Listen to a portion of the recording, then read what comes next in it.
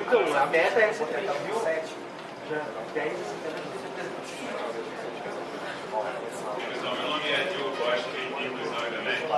Bem-vindos ao primeiro encontro nacional dos estudantes pela liberdade. É uma programação fantástica hoje em que nós vamos discutir, conversar, ouvir e falar sobre liberdade. E o propósito aqui é que nós saiamos do final do dia com uma compreensão melhor sobre o que é a liberdade. E compreender a liberdade é importante, porque já foi até clichê falar sobre os crimes que são cometidos em nome da liberdade. Durante o século XX, vários deles foram cometidos. Na promessa de libertar a humanidade do fascismo, metade da Europa por um grande campo de concentração. Na promessa de libertar a humanidade do capitalismo, Castro e Guevara fizeram de uma ilha uma prisão.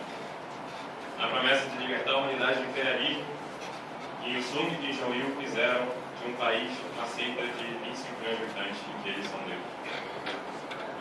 Eu tive a oportunidade de conhecer essa seita. Eu fui à Coreia do Norte esse ano, e o fantástico de ir num lugar em que as pessoas não conhecem de fato o conceito de liberdade e discutiram é ver como que elas se alimentam das migalhas de liberdade que aparecem por elas. Isso torna até mais claro, porque assim como você precisa de um fundo negro para você ver de fato o brilho do diamante, às vezes é o negro do comunismo que você consegue perceber com mais clareza o brilho também da liberdade. E chegando na Coreia do Norte, eu percebi que as pessoas experimentam a liberdade às vezes com sentidos.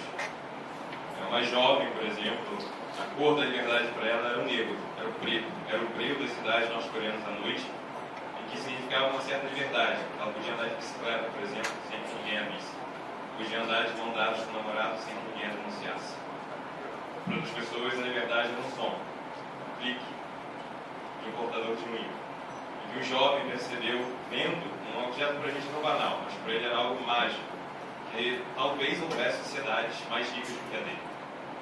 Foi ali que ele teve a primeira experiência de um produto da liberdade. Eu esperava que para algumas crianças que a gente encontrava, a primeira experiência com a liberdade fosse o gosto do chocolate que elas não conheciam e que a gente dava, barrinhas de sneakers, que era o primeiro contato que elas tinham às vezes com o produto fora de lá, fora da Coreia. Mas para a maioria deles, o primeiro contato com a liberdade que eles conseguem sair da Coreia do Norte é o frio das águas do Rio quando eles conseguem atravessar da Coreia do Norte para a China em busca de um refúgio, em busca de liberdade. Para a gente, a liberdade é um conceito. Mais às vezes do que esses pequenos fragmentos de experiência. Mas é um conceito importante. E é um conceito que, se não é fundado no princípio da autopropriedade, no princípio de que cada um de vocês é dono da própria vida, do próprio corpo, ele pode ser um princípio que leva a injustiças em vez de corrigi-las. É quando a gente entende que nós destruímos a nós mesmos, que a gente começa a perceber por que é injusto matar, que é injusto roubar, que é injusto fraudar, que é injusto agredir. E esse mesmo princípio que justifica os atos de paz e de vantagem mútua, e também denuncia por que é injusto quando o Estado nos rouba os bens públicos, ou quando o Estado manipula o crédito, ou quando o Estado regula o que a gente pode e não pode comer. Daí é para fazer essa combinação de teoria e prática entre princípios e experiência da liberdade que hoje nós estamos aqui, tendo o primeiro encontro dos estudantes pela liberdade, para que a gente possa compreender melhor que essa palavra é tão utilizada. E hoje nós todos aqui somos estudantes da liberdade, somos estudantes pela liberdade. Bem-vindos ao nosso primeiro encontro.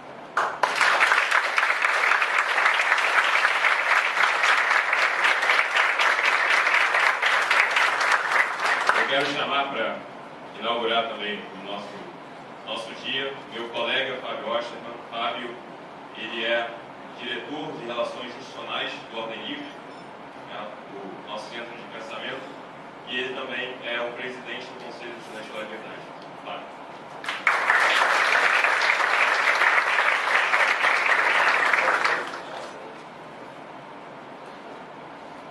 Bom dia, pessoal, tudo bem?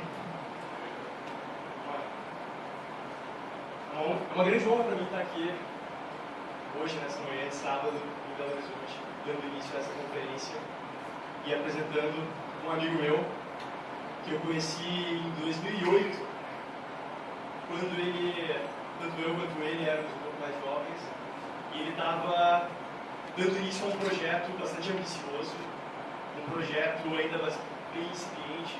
O grupo que ele coordenava passava de um grupo de meia dúzia de jovens que queria se engajar nos debates públicos dentro da academia, trazendo uma perspectiva que viesse a desafiar a perspectiva dominante, tanto aqui quanto nos Estados Unidos, local de onde ele vem, a perspectiva dominante que tem um viés mais estatista. E ele e os amigos dele acreditavam mais na perspectiva da liberdade, acreditavam na perspectiva que coloca o indivíduo como centro da análise de políticas públicas e o centro também de tudo aquilo que a gente busca como uma sociedade livre.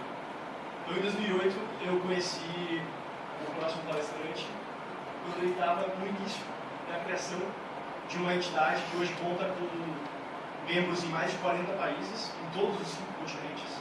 Então, a gente tem uma breve discussão com eles sobre a quantidade de número de continentes. Mas eu expliquei que a América é um continente inteiro.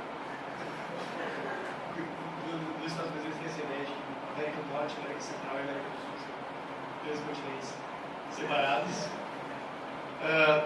E hoje a Students for Liberty é uma referência e é um benchmark para toda e qualquer entidade estudantil do mundo afora que parta da sociedade civil, que não parta de qualquer partido político, de qualquer movimento ligado ao Estado, mas que parta da vontade, da ação de indivíduos querendo simplesmente mudar o clima de ideias, uma cabeça de cada vez. E esse me parece que é o espírito fundamental da Students for Liberty. E eu tive a oportunidade de participar da segunda conferência internacional deles, que em um ano de vida eles tiveram a possibilidade de fazer uma conferência imensa, no meio do inverno em Washington, em 2009, juntando cerca de 1000 jovens de todo o país, de todo o mundo, de gente realmente de diversos países. Então eu fiquei realmente muito impressionado por aquilo e conversei com alguns amigos da época e eu falei, a gente precisa fazer algo desse tipo no Brasil. Né? Tem muita gente no Brasil querendo participar do debate, tem muita gente que não se conforma com a opinião dominante do ambiente acadêmico, que é aquela opinião pró-Estado, mais Estado, menos sociedade, menos indivíduo. Né? Nós, como pessoas que acreditamos no potencial do indivíduo e na capacidade de cada um de fazer a diferença na sua própria vida, nós temos que trazer essa experiência inovadora das Students for Liberty dos Estados Unidos para o Brasil. Então, o Alexander McCobbin sempre foi uma grande fonte de inspiração para todos nós e é realmente um prazer para nós termos ele aqui. Então, eu vou falar brevemente sobre ele. Ele, além de ser o fundador e o atual presidente da Students for Liberty, ele é formado em Filosofia e Economia pela Universidade de Pensilvânia. Ele é mestre em Filosofia pela mesma universidade. E atualmente ele está terminando o seu PhD em Filosofia na Georgetown University, em Washington. Então, senhoras e senhores, com vocês, Alexander McCobbin.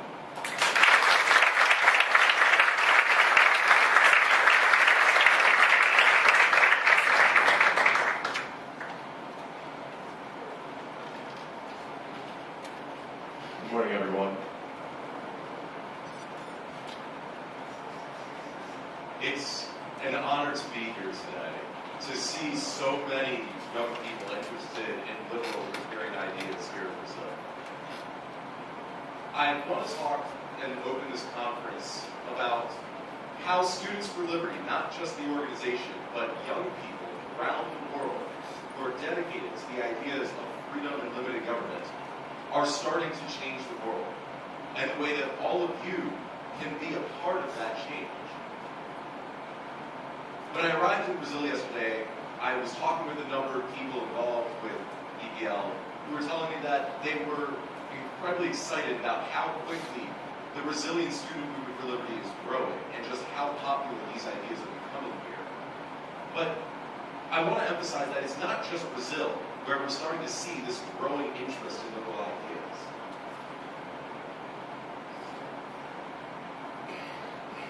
Sorry, how do I? Thank you. We are seeing an increased interest in liberalism around the world. Here in Brazil, with Estudantes pela Liberdade. In Africa, with the African Liberty Student Organizations. In Europe, with European Students for Liberty. in Australia, the Australian Students for Liberty, and everywhere else. There's an increased interest amongst our generation in particular for liberal ideas. And I think the reason why is because our generation, more so than any before ours, is the libertarian generation. People around the world have grown up socially tolerant, thanks to the internet, learning about people from other cultures and creating a philosophy of live and let live. At the same time, we have all lived through the 2008 financial crisis, which began to challenge the dominant narrative of the need for government intervention in the economy. And through the internet and increasing globalization, we're simply able to understand the importance of human rights around the world, which transcend political boundaries. What began in the 80s and 90s with the economic globalization of the world has just been exacerbated by the use of the internet to break down barriers and to allow us to develop this global student movement for liberty that is starting to happen. And at the center of it all, I like to think that Students for Liberty, an organization based in the United States but trying to support students around the world, is helping facilitate the growth of this movement. And we are here, I am here at this conference to let you know that we want to help you in your efforts promoting liberty here in Brazil, as well as helping students in other countries advance their cause there. So, my story begins probably in the same place as a lot of you. In 9th grade, my dad gave me a book that changed my life. It was a copy of Atlas Shrugged. It was a birthday present, actually. It took me a month to read over that summer, but when I finished it, I said to myself, this is everything I've always believed put into words. I spent the rest of high school reading as much libertarian literature as I could, so that when I went off to university in 2004, I was incredibly excited to be around other individuals who had my same ideas, who were going to make me a better libertarian because they too were libertarian. But for the first 2 years at school, I didn't meet a single other person who agreed with my views. I thought I was the only person who supported liberalism in the world, and so began to be incredibly disenchanted. I thought to myself, Alexander, just give up and become a socialist. It'll be much easier.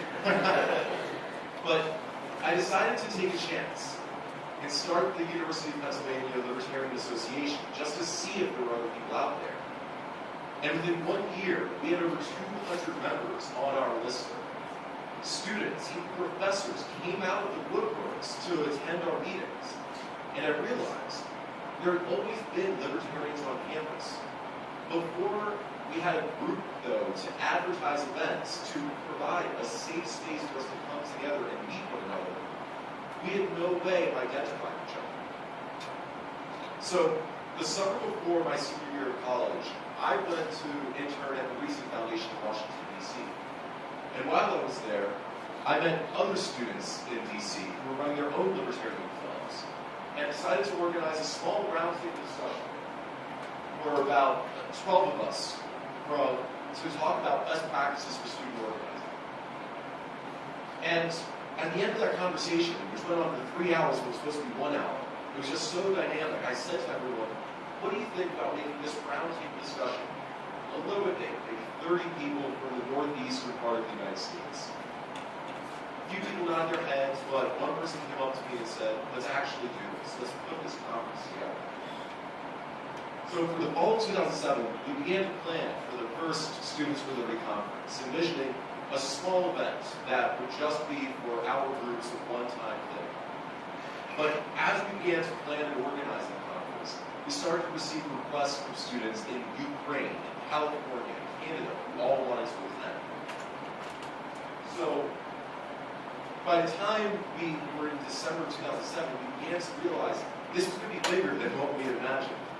We started to conceptualize creating a full organization to build on this concept of a one-time conference for pro-liberty students to get together. And by the time we ran the first conference in February 2008, it was bigger than anything we ever expected. At 6 a.m. of that first morning, we received a phone call when we were sleeping in the dormitory, asking us, is the conference canceled? Apparently a blizzard had hit New York City the night before, and it shut down most of the airports and impeded travel plans for students. So we immediately began calling up every student, every speaker, every organization that was supposed to be there, letting them know we weren't canceling the conference. We had put too much time and energy into this. And by 10 a.m., after we had contacted everyone, we realized people weren't canceling their plans to attend. Students from California, whose flights we canceled to New York, were taking flights to Washington, D.C., then trains to New Jersey, and a bus to New York City to attend this conference because there had never been anything like it. That was how committed they were to attending. And by the time we actually ran the conference at 7 o'clock at night, we had 100 students from 42 schools in 3 different countries. That's when we realized we needed to turn this into a nonprofit organization with year-round support for students. It couldn't just be the one-time conference we had initially planned for it to be.